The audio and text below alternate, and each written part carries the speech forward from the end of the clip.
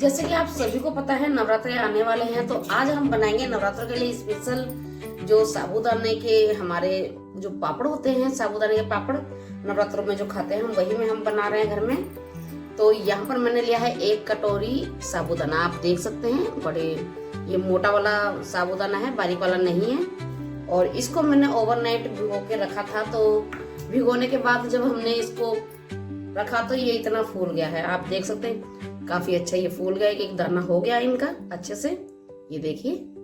तो अब हम चलते हैं गैस की तरफ। तो सबको हैप्पी नवरात्रे मैं पहले से ही बोल रही हूँ क्योंकि वीडियो पहले बना रही हूँ। मैं हूँ कमलेश किचन और आपका करती हूँ अपने किचन में स्वागत। और आज हम बना रहे हैं साबूदाने के पापड़।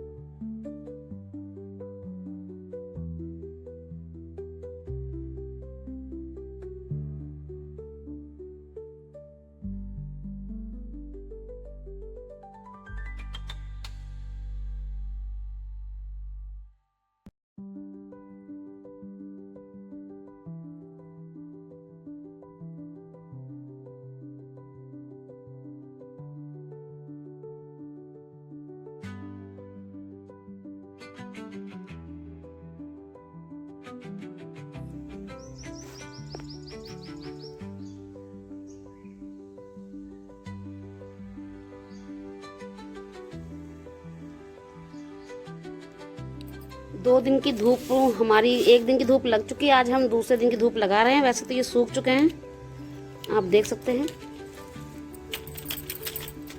लेकिन अब आज की धूप और लगा लेंगे तो अच्छे से क्रिस्पी हो जाएंगे, थोड़ा इनमें जो मॉइस्चर है वो निकल जाएगा। तो ये हमारे 2 दिन की धूप के बाद हमारे पापड़ जो साबूदाने के तैयार होंगे। काफ़ी देखने में सुंदर लग रहा है, आप देख सकते हैं, काफ़ी अच्छी लग रहे हैं देखने में, हरे हरे।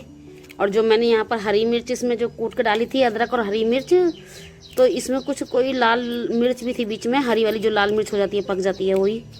तो उससे इसका टेक्सचर बहुत अच्छा लग रहा है, सुंदर लग रहा है देखने में।